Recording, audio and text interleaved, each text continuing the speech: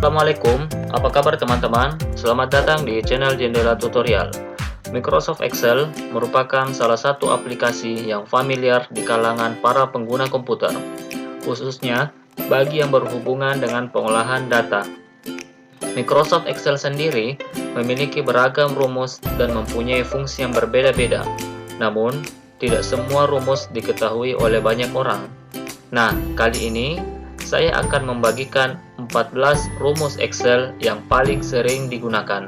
Sehingga, apabila kita menguasai 14 rumus ini, maka kita akan dengan mudah mengerjakan tugas-tugas di kantor ataupun tugas di perkuliahan. Baik, agar lebih mudah untuk kita pahami, maka saya akan membahasnya satu persatu. Silahkan disimak teman-teman.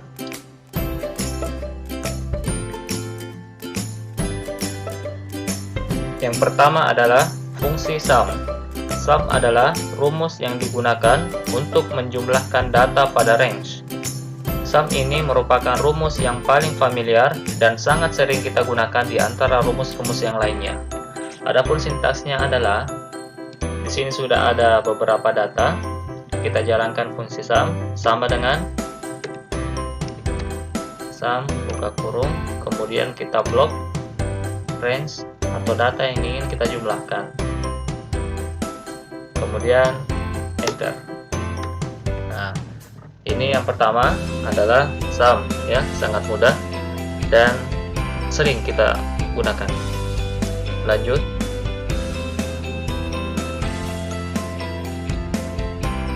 Yang kedua adalah fungsi count. Count digunakan untuk menghitung banyaknya data. Mirip dengan sum, cuman bedanya adalah sum untuk menjumlahkan data, sedangkan count adalah untuk menghitung banyaknya data pada suatu range. Nah, kita bisa mencobanya. Di sini sudah ada contoh beberapa data. Ingin kita ketahui ada berapa banyak mahasiswa pada kumpulan data ini. Nah, di sini kita jalankan rumusnya, banyaknya mahasiswa sama dengan count, kemudian kita blok, terserah mau di mana ingin kita blok. Oke, saya blok di min saja. Nah, kemudian enter. Nah, di sini sudah kelihatan.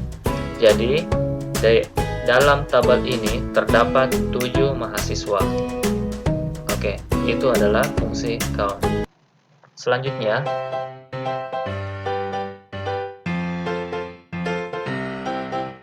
fungsi yang ketiga adalah average.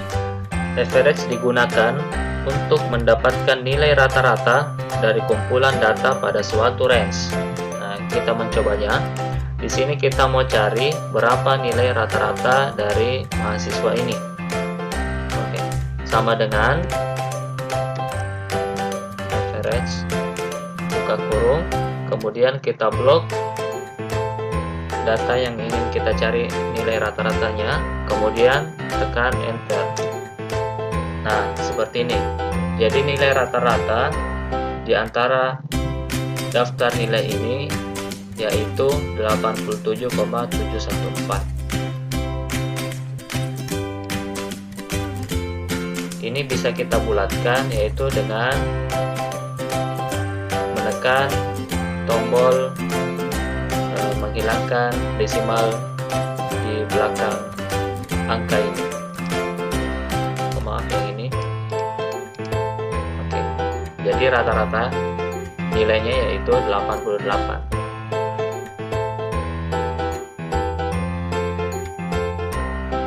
Fungsi keempat yaitu fungsi if. If merupakan fungsi logika pada Excel yang memudahkan kita untuk mengambil suatu pernyataan berdasarkan perbandingan kriteria tertentu. If ini sering kita jumpai pada pengolahan data yang berhubungan dengan perbandingan kondisi pada suatu sel. Nah, ini kita sudah dihadapkan data. Ada satu tabel yang ingin kita dapatkan nilai predikatnya berdasarkan nilai pada mahasiswa ini. Adapun keterangan yaitu untuk nilai 90 sampai dengan 100 maka predikatnya yaitu A. Untuk nilai 61 sampai dengan 89 predikatnya B, dan 0 sampai 60 itu dapat predikat C. Rumusnya yaitu sama dengan if kita pilih sel nilai yaitu E3, kemudian titik koma, E3 sama lebih besar sama dengan 90, titik koma dapat A, kemudian titik koma if nilai lebih besar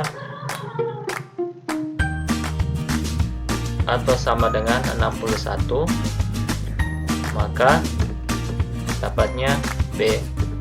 Selain itu, artinya di bawah dari 61 ya, dia dapatnya C. Yes. Oke. Kita copy ke bawah. Nah, seperti ini jadinya. Kita coba tes ya. 90 sampai 100. Kalau seandainya kita isi 90 seharusnya A. Nah, betul. Kalau kita isi 89 B. Baik. Nah, kalau kita isi 61 itu B. Oke, masih B. Kalau kita isi 60 itu baru C. Nah, seperti itu. Itu adalah fungsi if. Selanjutnya,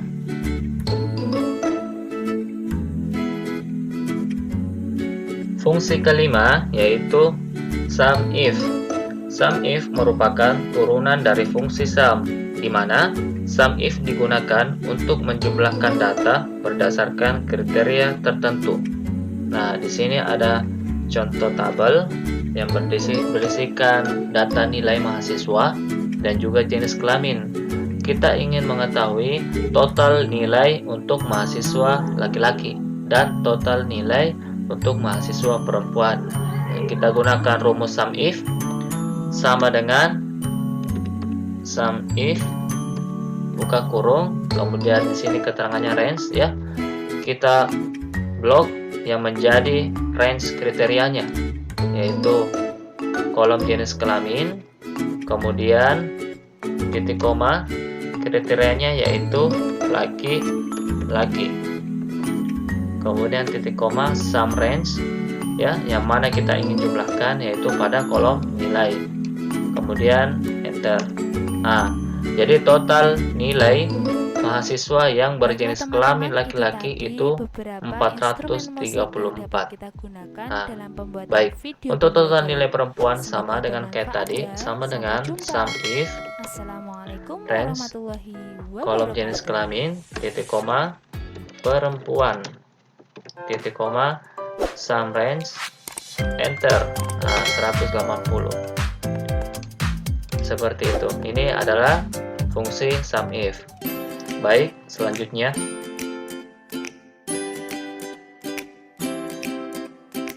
fungsi keenam yaitu count if. Count if merupakan turunan dari fungsi count, di mana count if digunakan untuk menghitung banyaknya data berdasarkan kriteria tertentu. Nah, teman-teman bisa saksikan, ini adalah contoh tabel mirip kayak sum if yang tadi.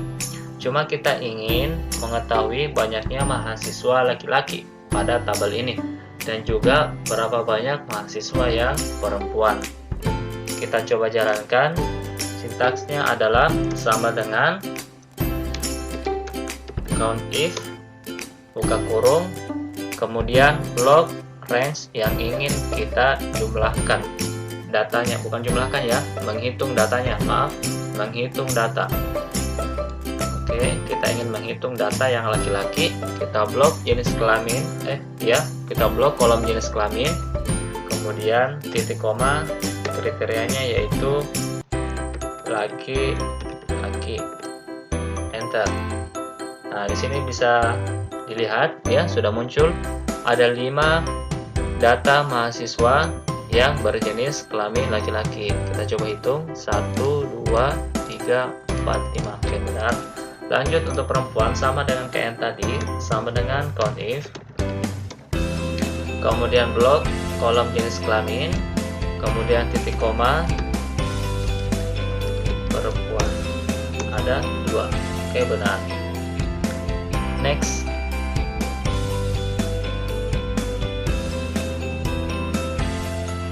Fungsi ketujuh yaitu proper.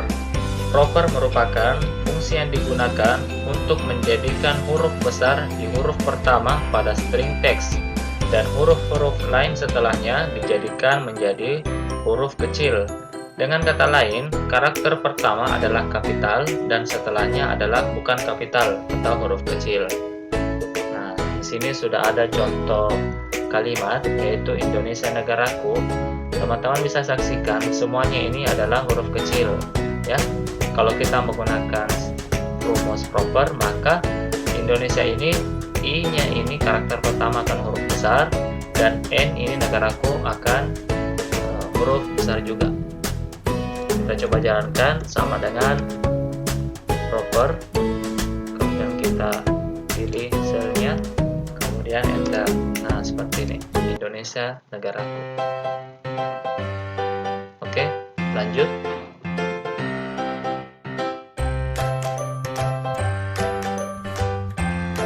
Fungsi ke-8 yaitu upper. Upper merupakan fungsi yang digunakan untuk mengkonversi semua teks menjadi huruf besar. Oke, di sini bisa disaksikan ada kata Indonesia. Saya jalankan fungsi upper. Sama dengan upper, buka kurung, kemudian pilih selnya, enter. Nah, Indonesia ini akan berubah atau terkonversi menjadi huruf besar semuanya seperti ini. Baik, lanjut.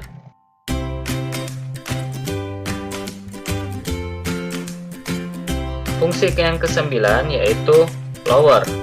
Lower merupakan fungsi yang digunakan untuk mengkonversi semua teks menjadi huruf kecil, ya. Jadi lower ini kebalikan dari yang tadi upper. Kalau upper huruf besar, lower itu huruf kecil. Nah, sintaksnya sama kayak upper, sama dengan lower, buka kurung, pilih selnya, enter. Nah, jadi huruf kecil yang tadinya di karakter pertama ini besar, kalau dikonversi dengan fungsi lower maka menjadi huruf kecil.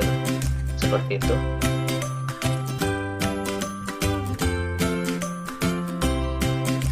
Fungsi yang ke-10 yaitu left, mid, dan right. Left, mid, dan right merupakan fungsi teks pada Excel, di mana left berfungsi untuk mengambil beberapa karakter dari suatu sel yang dimulai dari kiri, mid berfungsi untuk mengambil beberapa karakter dari suatu sel dimulai dari tengah, dan right berfungsi untuk mengambil beberapa karakter dari suatu sel dimulai dari kanan. Nah, kita coba, ini ada kata Indonesia, saya bagi 3. Jadi, saya ingin mengambil 3 karakter pertama pada kata Indonesia ini, kemudian 3 karakter di tengah pada kata Indonesia, dan 3 karakter terakhir pada kata Indonesia. Saya jalankan. Yang pertama left, sama dengan, silakan diperhatikan teman-teman, left, buka kurung, pilih teksnya, kemudian titik koma, saya mau mengambil 3 ya, 3 karakter pada sisi kiri, enter. Nah, seperti ini, IND. Kemudian mid, sama dengan mid, ini agak berbeda sedikit, jadi kita pilih dulu teksnya, kemudian titik koma, kita pilih start 6, artinya kita mau start atau dimulai pada karakter keberapa. Jadi kata one ini ada pada dimulai karakter keempat, 1, 2, 3, 4. Nah, jadi kita tulis 4, kemudian titik koma, saya mau mengambil 3, ya, itu noun charge, artinya berapa banyak karakter yang ingin diambil. Saya mau mengambil 3, enter. Nah, seperti ini one. Lanjut right ini mirip dengan left, jadi mudah. Right, maaf, sama dengan right. Kemudian pilih teksnya, titik koma, pilih atau tulis angka 3. Nah, seperti ini. Jadi saya bagi 3 ya, left, mid, dan right, Indonesia. Oke, selanjutnya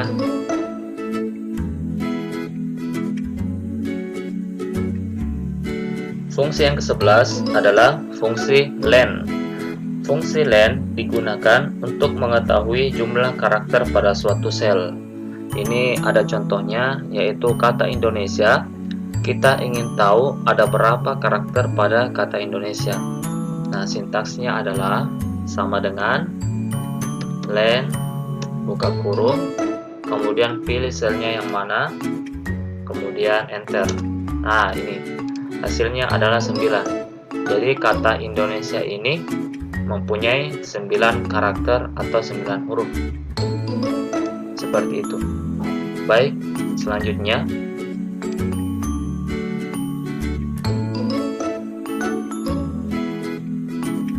fungsi yang ke-12 adalah fungsi round. Round digunakan untuk membulatkan angka ke jumlah digit yang ditentukan.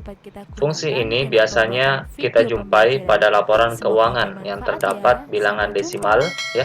Bilangan desimal itu bilangan yang koma-koma seperti ini, sehingga memerlukan proses pembulatan. Nah, kita coba membulatkan angka 15,6,75. Kita ingin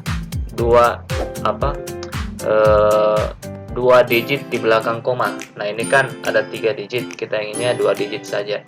Jadi rumusnya itu sama dengan round, kemudian buka kurung, pilih selnya, selanjutnya titik koma, dan sebut kita ingin berapa digit setelah koma. Kita ingin 2 digit. Nah, kemudian enter. Jadilah seperti ini. Jadi 15,675 itu kalau kita ambil 2 digit saja berarti 15,68. Coba kalau 1 digit saja, berarti kita sini rubah menjadi 1. Hasilnya adalah 15,7. Nah, seperti itu untuk fungsi round. Selanjutnya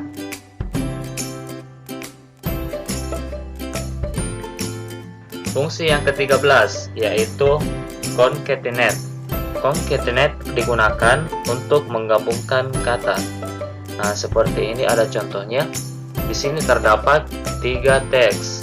Teks 1, teks 2, dan teks 3. Nah, ini kata-kata ini kita ingin gabungkan menjadi satu kalimat. Nah, kita menggunakan rumus concatenate. Nah, sintaksnya adalah sama dengan concatenate.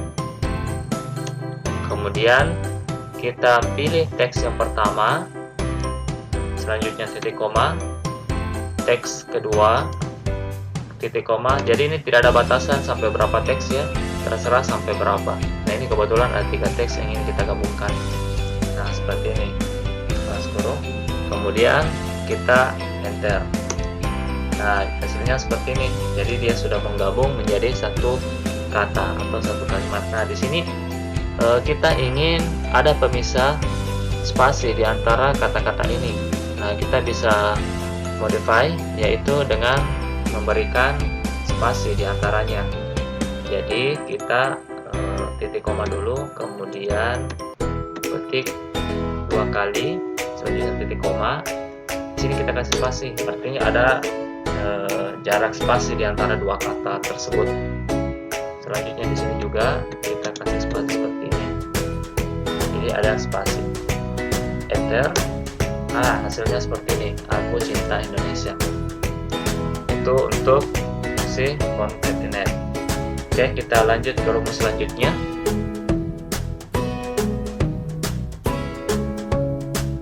Nah, fungsi yang ke-14 dan juga merupakan fungsi yang terakhir yaitu VLOOKUP dan HLOOKUP. Nah, VLOOKUP dan HLOOKUP ini sama-sama merupakan fungsi lookup pada Excel, atau dengan kata lain, fungsi yang mengambil data pada tabel lain berdasarkan kata kunci yang ditentukan. Nah, VLOOKUP dan HLOOKUP ini sering kita temui di tugas-tugas kantor ya, ataupun juga di tugas perkuliahan. Jadi kalau seandainya kita ingin menguasai Excel, maka sangat wajib bagi kita untuk menguasai rumus ini, utamanya VLOOKUP ya. HLOOKUP juga seperti itu. Nah, selanjutnya perbedaannya adalah VLOOKUP mengambil data secara vertikal ya, ini VLOOKUP datanya vertikal. Nah, sedangkan HLOOKUP itu mengambil data secara horizontal. Teman-teman bisa lihat untuk tabel bantu VLOOKUP ini headernya itu ada di atas seperti ini. Kemudian datanya itu turun ke bawah, itu artinya datanya vertikal. Sedangkan lookup bisa disaksikan headernya itu terdapat di sebelah kiri. Ini ya, tadi ini ada di atas, ini dia ada di sebelah kiri. Kemudian datanya dia itu memanjang secara horizontal seperti ini. Nah, makanya itu dikasih nama VLOOKUP dan HLOOKUP. V itu artinya vertikal dan H itu artinya horizontal. Baik, kita langsung bikin rumusnya. Sama dengan, kita mulai dari VLOOKUP dulu ya teman-teman. Sama dengan VLOOKUP, kemudian kata kuncinya ini, kemudian titik koma, kemudian kita blok tabel bantunya seperti ini.